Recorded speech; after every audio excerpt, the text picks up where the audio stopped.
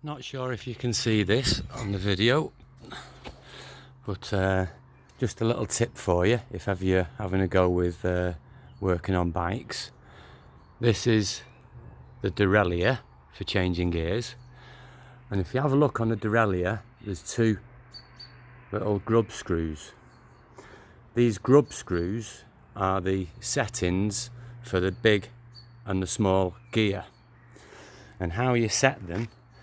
I've got the chain onto the big gear on number 1, and if you have a look at these grub screws, there's a little bar at the end of one. When you're on the big gear, you need to tighten the screw up to the stopper, and then when you go to the little gear,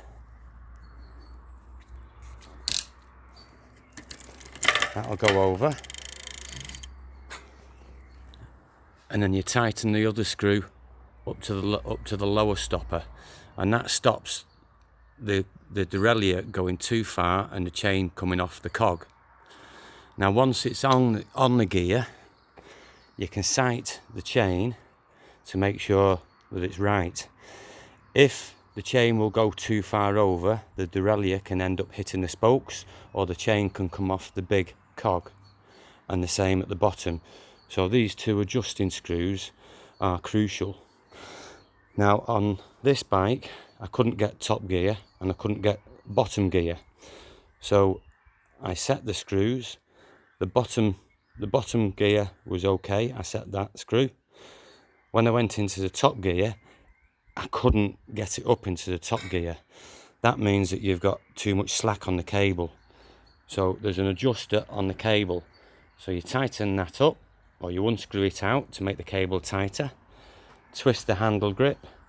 It will pull the derailleur further over onto the big gear, and then you can set these screws. Basically, these screws are just safety devices to stop the gears from going too far to the spokes or too far away where it can come and hit the frame.